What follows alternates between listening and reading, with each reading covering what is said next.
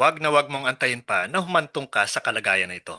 Dahil may isa pong sandali sa buhay mo na hindi mo po kayang ulitin, hindi mo po kayang i-reset, hindi mo kayang baguhin. Ito po ang huling oras ng buhay mo. At ayon nga po sa mga nakakita nito, ito po ang pinakakritikal na sandali ng kaluluwa. Marami pong exorcist ang nagpatotoo. Sa huling sandali ng buhay, nagiging spiritual battleground ang kaluluwa.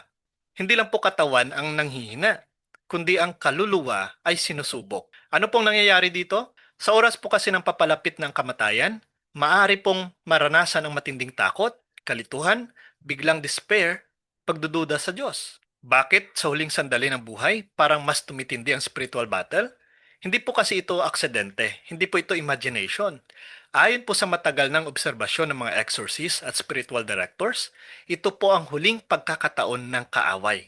Ang final attempt. Habang papalapit po ang kaluluwa sa paghaharap sa Diyos, sinusubukan ng kaaway na ang pinakahuling pag-atake. Hindi na po para sa tukso lang. Hindi na po para sa simpleng kasalanan lang, kundi para maghasik ng takot, magdala ng despair, guluhin ang isip, at pahinain ang pananampalataya mo. Anong target? Hindi po ang katawan, kundi ang desisyon ng kaluluwa. Sa huling sandali po maaring lumitaw po ang mga kaisipan tulad ng hindi ka na patatawarin, huli na ang lahat para sa iyo, wala nang pag-asa. At dito na po pumapasok ang pinakamapanganib, despair. Bakit despair? Dahil kung mawalan ka ng pag-asa, hindi ka nalalapit sa Diyos. At iyon po ang gusto ng kaaway. Now, ano pong patunay natin nito sa Biblia? In 1 Peter chapter 5 verse 8, sinasabi dito, be sober, be vigilant, because your adversary, the devil, walks about like a roaring lion seeking whom he may devour. Himayin ba natin ito? Roaring lion. Ibig sabihin po nito, napaka-agresibo, naghahanap ng pagkakataon. Seeking whom he may devour. Hindi po lahat agad, kundi yung mahina, yung pagod, yung vulnerable. At kailan po pinaka-vulnerable ang tao? Sa huling sandali ng buhay. Na kapag mahina na ang katawan, kapag pagod na ang isip, kapag natatakot na ang puso, doon po siya umaatake ng mas matindi. Hindi po siya tumitigil. Hindi po siya napapagod. Hindi po siya naaawa. Hindi po siya umaatras. At lalo siyang nagiging agresibo kapag malapit ka na sa Diyos. Now, hindi po ito para takutin ka. Mahalagang linawin po ito. Hindi po ito para mawalan ka ng pag-asa. Ito po ay para ihanda ka. Ang katotohanan po dito, ang laban na ito darating po sa lahat. Hindi po mayaman o mahirap, hindi po bata o matanda, lahat po haharap sa huling sandali. Pero may magandang balita po dito. Hindi ka papasok sa laban na ito ng mag-isa. Kung may kaaway, mas makapangyarihan po ang Diyos. Kung may atake, mas malakas po ang depensa ng langit. Hindi po ito one-sided lang. Hindi po ito laban na talo ka kaagad. Sa katunayan po, mas malapit ang langit kaysa sa inaakala mo. Now, sa huling sandali po ng buhay, hindi lang po kaaway ang lumalapit. Naroroon din po ang awa ng Diyos, ang mga banal na anghel, ang iyong guardian angel, ang panalangin po ng simbahan, at pamamagitan po ng mahal na berhen. Now, ano pong patunay natin dito? In Psalms 91 verse 11, for He will command His angels concerning you to guard you in all your ways. Ano pong realidad dito? Hindi mo po sila nakikita, pero naroroon po sila. Hindi po sila passive, pero lumalaban po sila para sa iyo. Ang ginagawa po nila, pinoprotektahan ang kaluluwa. Pinapalakas ang loob. Tinutulungan kang manatiling nakatuon sa Diyos. Kaya hindi ka po nag-iisa. Kahit pakiramdam mong mag-isa ka, sa spiritual reality po, may kasama ka. Now, sa huling sandali po ng buhay, hindi po galit ang naghihintay po sa iyo. Mercy of God. Si Jesus po ay naghihintay, handang magpatawad, handang tumanggap. Sinasabi nga po in Luke chapter 23 verse 43, today you will be with me in paradise. Isa pong taong nasa huling sandali, binigyan po ng mercy ng Diyos. At ganun din pong mangyayari sa atin. Kahit sa huling sandali na natin, may pag-asa pa. Now, ang huling sandali po ay moment of mercy. Hindi po ito automatic condemnation. Hindi po ito agad-agad na hatol. Ito po ay isang huling pagkakataon ng mercy, ng awa ng Diyos. Pero may kondisyon po yan. Kailangan bukas ang puso mo. May pagtanggap. May paglapit sa Diyos. Now, bakit critical po ang huling oras mo?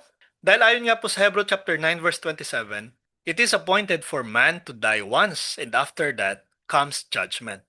Iisa lang pong buhay natin. Wala pong second chance after that. Wala pong reset button. Wala pong try again. Ang estado po ng kaluluwa sa huling sandali, iyon po ang magdidikta ng eternal destiny. Isa po itong malalim na realidad. Ang isang desisyon ay may eternal consequence. Tandaan po natin yan. Sa huling sandali po, malinaw po ang lahat. Walang maskara, wala pong distraction, ikaw at ang Diyos lamang. Kaya hindi po ito laruan, hindi po ito bahala na, hindi po ito mamaya na, hindi po ito okay lang yan. Dahil minsan po ang mamaya na, hindi po darating. Kaya ito pong paulit-ulit na paalala mismo ng simbahan. Manatili sa state of grace. Ano ito? Ibig sabihin po nito, wala kang mortal sin, may relasyon ka sa Diyos, bukas ang puso mo sa Kanya. Hindi po ito perfect, hindi po ibig sabihin na wala kang kahidaan, ibig sabihin lang po nito, nakakapit ka sa mercy ng Diyos. Nakakapit ka sa awa ng Diyos. In 1 John chapter 1 verse 9, sinasabi dito, if we confess our sins, He is faithful and just to forgive us. Ito po ang pag-asa. Hindi ka po perpekto, pero pinatawad ka. Hindi ka malinis, pero nilinis ka. Now, ito pong pinaka-importante. Dahil ang totoo po dito, hindi mo po alam kung kailan darating ang huling oras mo. Ang realidad po ng buhay, may namamatay ng biglaan, may nawawala ng walang paalam, may pagkakataon na walang last chance. Kaya ang tanong po dito, hindi handa ka ba bukas? Kundi handa ka ba ngayon? Now, sa huling sandali po ng buhay, hindi ka po pinapabayaan ng simbahan. Hindi ka po hinahayaang lumaban mag-isa. Ibinibigay po sa iyo ang pinakamalakas po na tulong ng Diyos, ang mga sakramento. Tatlong sagradong handog po ito. Sa oras po ng kamatayan, karaniwang ibinibigay po ang confession, ang anointing of the sick, ang Eucharist. Hindi po ito random. Hindi po ito tradition lang. Ito po ay kumpletong spiritual preparation para sa eternity. Confession, dahil paglilinis po yan ng kaluluwa.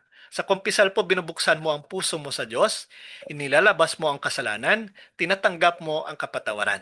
Ano pong patunay natin dito? Maliwanag po yan. In John 20 verse 23, if you forgive the sins of any, they are forgiven them. Ibinigay po kasi ni Kristo ang authority na ito sa simbahan. Ano pong nangyayari? Ang kaluluwa po na mabigat, nagiging magaan. Ang may kasalanan, nagiging malinis. At sa huling sandali po, handa kang humarap sa Diyos. Ang anointing of the sick naman po ay lakas sa huling laban.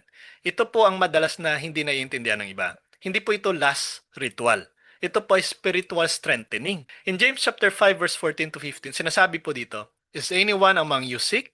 Let him call for the elders, and the prayer of the faith will save the sick. Ano pong ibinigay nito? Kapayapaan sa puso. Lakas laban po sa takot. Proteksyon po laban sa despair. Minsan, pisikal po na paggaling. Sa huling sandali po kapag mahina na pong katawan, ang sakramento pong ito ang pinakapalakas ng kaluluwa. Maliwanag po yan. Now, ang Eucharist naman po ang pinakamatindi. At dito na po papasok ang pinakamahalaga, viaticum. Viaticum means food for the journey. Now, ang salita pong viaticum ay galing po sa Latin na via means daan, ticum means kasama mo. Ibig sabihin po nito, pagkain para sa paglalakbay. Hindi po ito ordinaryong communion. Ito po ay huling pagtanggap kay Kristo. Bago ka pumasok po sa eternity. Isipin mo po ito. Sa huling sandali po ng buhay mo, si Jesus mismo ang nasa loob mo. Hindi ka po maglalakbay ng mag-isa. Kasama mo siya. In John chapter 6 verse 54, sinasabi dito, whoever eats my flesh and drinks my blood has eternal life, and I will raise him up on the last day. Anong ibinigay po ng viaticum? Lakas sa huling laban. Kapayapaan po yan sa gitna ng takot. Pag-asa po yan sa harap ng kamatayan. At presensya po ni Kristo mismo. Hindi po ito tradisyon lang. Hindi po ito ginawa dahil po nakasanayan po yan ng simbahan. Hindi po. Ito po ay tulong ng Diyos para po sa huling laban.